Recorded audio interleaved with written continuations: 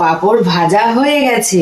তো দেখো এখানে ভাত আছে, আমের ডাল, আর এই যে আলু সেদ্ধ, তো এখানে আছে পাঁপড় ভাজা আর ঠান্ডা জল, আর এখানে আছে মিষ্টি। তো hello guys, good night. Good night বলার কারণ আছে, কারণ এখন বাজে রাত 11:30। আমি ব্লগটা এখন থেকেই শুরু করছি, কারণ আমরা এখন যাচ্ছি কোন্নগরে যাচ্ছি। কোন্নগর শকুন্তলা কালীবাড়িতে জল ঢালতে আমার মানসিক ছিল, এই জন্যই যাচ্ছি। আমাদের বাড়ি থেকে হেঁটে হেঁটে কোন্নগর যাব। মারা আগেও গেছে, আমি কোনোদিন যাইনি। মারা হেঁটেও গেছে, আবার টোটো করেও গেছে, কিন্তু আমি কোনোদিনই যাইনি। এটাই আমার ফার্স্ট টাইম, আর এটা আমার ফার্স্ট এক্সপিরিয়েন্স হবে। তো আমি খুব এক্সাইটেড, জানি না কি হতে চলেছে। হেঁটে হেঁটে যাব, হেঁটে হেঁটে গিয়ে জল তুলবো কোন্নগর ঘাট থেকে, স্নান করে তারপর গঙ্গায় স্নান করব, তারপরে আমরা জল ঢালতে যাব। তো জল ঢালার সময় নাকি কোনো কথা বলতে নেই, জল তোলা থেকে শুরু করে জল ঢালা অবধি তো কোনো কথা বলতে নেই। সকালবেলা কখন ফিরবো জানি না, বলছে নাকি আস্তে আস্তে প্রায় কটা বাজবে মা? 3টে, 3:30, তো 4টে হতে পারে, 4টেও হতে পারে, ভিড় বুঝে। তো চলো যাওয়া যাক। সবাইকে গুড নাইট। এই দেখো আমরা লাইনে দাঁড়িয়ে পড়েছি, ওই ডান দিকে মেয়েদের লাইন আর বাঁ দিকে ছেলেদের লাইন, আর মাঝখানে অনেকে ডন্ডি কাটছে। কিন্তু মেয়েদের লাইনের তুলনায় ছেলেদের লাইনটা অনেকটাই কম, কিন্তু মেয়েদের লাইনটা যে এতটাই বেশি, রোড অবধি চলে গেছিলো।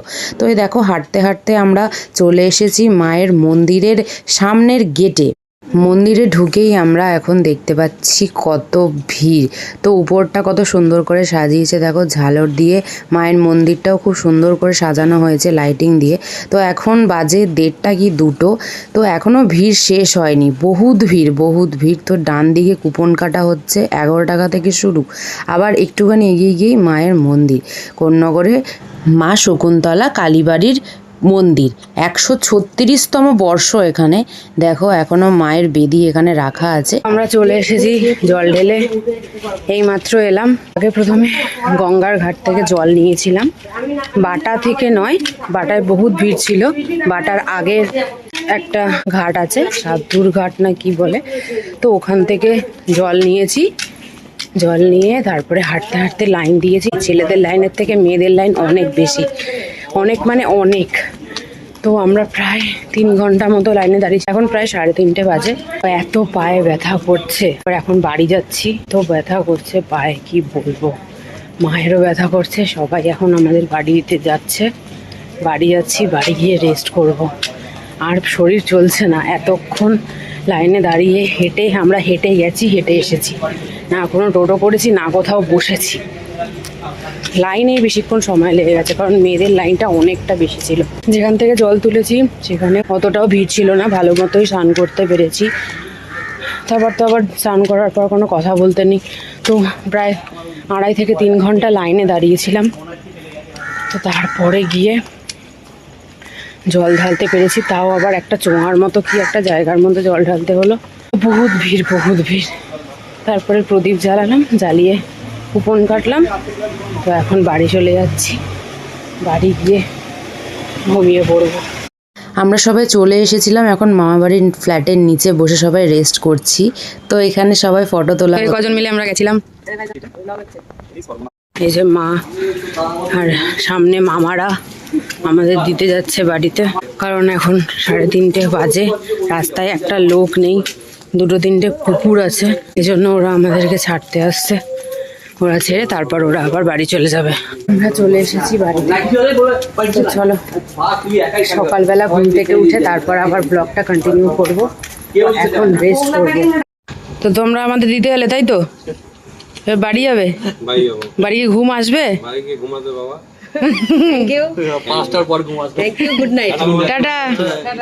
হ্যালো গাইস, আমরা ঘুম থেকে উঠে পড়েছি। এখন বাজে সকাল 11:30। তো সারা রাত ঘুমিয়েছি, কিন্তু ঘুমানোর আগে আমি এডিট করেছিলাম, এডিট করে তারপরে শুয়েছি, কারণ জানি যে সকালবেলায় আমাকে ব্লগ ছাড়তে হবে।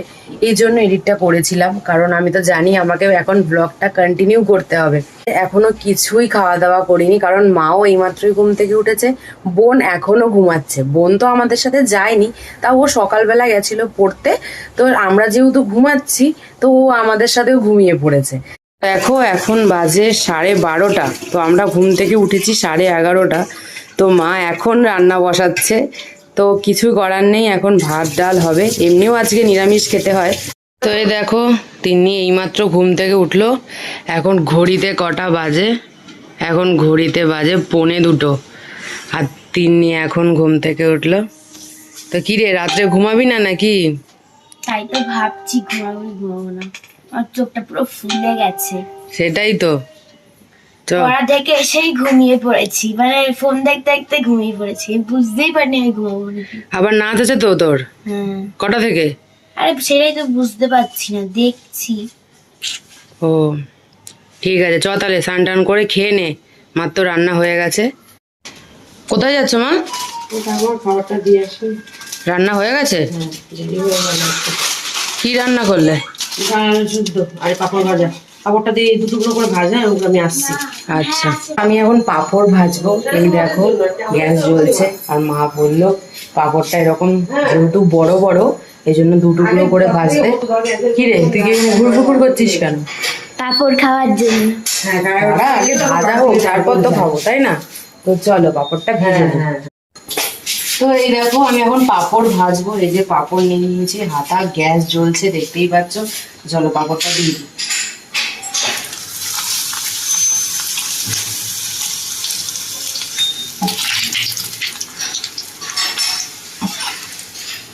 এই দেখো পাঁপড় ভাজা হয়ে গেছে। তো চলো খাওয়ার সময় দেখা হচ্ছে। হ্যালো গাইজ, আমার পাঁপড় ভাজা হয়ে গেছে। তো আমরা এখন খেতে বসে পড়বো, আমি, মা আর বোন। বাপি এইমাত্র কাছ থেকে এলো, বাপি রেস্ট করবে এখন, বাপি খাবে না। তো আমরা 3 জনে খেতে বসে পড়বো, কারণ আমাদের খুব খিদে পেয়ে গেছে। সেই কালকে রাতে খেয়েছি 9:30টার সময়। তো দেখো এখানে ভাত আছে, আমের ডাল, আর এই যে আলু সেদ্ধ।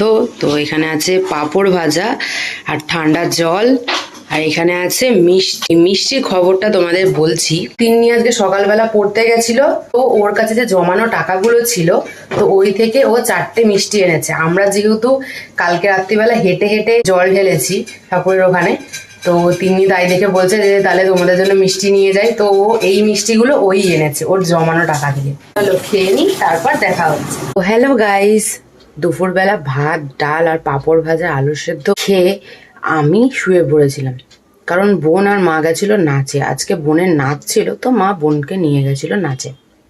তো আমি শুয়ে পড়েছিলাম, তো এখন উঠে পড়েছি। তোমাদের একটা কথা বলতে চাই, আমি লং ভিডিও এবার থেকে সকাল 8টাতেই দেব, আর শর্টস দেবো দুপুর 12টা, আর বিকালবেলা ওই 8টা কি 7টার মধ্যে দিয়ে দেবো। তোমরা অবশ্যই দেখো। তোমাদের সেদিনকার বলছিলাম যে আমি কম্পিউটারে পরীক্ষা দিতে গেছিলাম। তো কম্পিউটার পরীক্ষাটা মানে হচ্ছে, আমি যেহেতু কমার্স নিয়ে পড়ি, তো আমি আগের বছর উচ্চ মাধ্যমিক পাশ করেছিলাম, তারপর আমি এই কম্পিউটার কোর্সে ভর্তি হই। এটা হচ্ছে ডিএফএস, মানে ডিপ্লোমা অফ অ্যাকাউন্টিং সিস্টেম।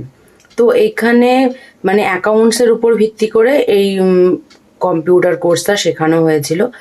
তো এটা তো শেষ হয়ে গেল, এরপরে যদি কোনো কোর্স থাকে তখন সেটা করতে হবে রেজাল্টটা পাওয়ার পর। তো 1 মাস পরে রেজাল্টটা পাবো, তারপরে দেখা যাবে যে কি কোর্স করা যায়। এখন ঘুম থেকে উঠে গেছি, বিকালবেলা হয়ে গেছে। তো আমি এখন, আমার খিদে পেয়ে গেছে। সকালবেলা কিছু খাইনি, দুপুরবেলা তাড়াতাড়ি খেয়ে নিয়েছি। তো বিকালবেলা এখন 7টা বাজে, তো এখন খেয়ে নেব।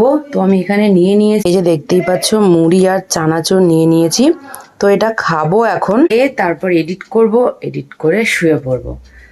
তো দেখা হচ্ছে নেক্সট কোনো ভ্লগে। ততক্ষণের জন্য তোমরা সুস্থ থেকো, ভালো থেকো, আর ভালো লাগলে অবশ্যই সাবস্ক্রাইব করতে একদম ভুলবে না। আর দেখা হচ্ছে নেক্সট কোনো ভ্লগে। ততক্ষণের জন্য টাটা।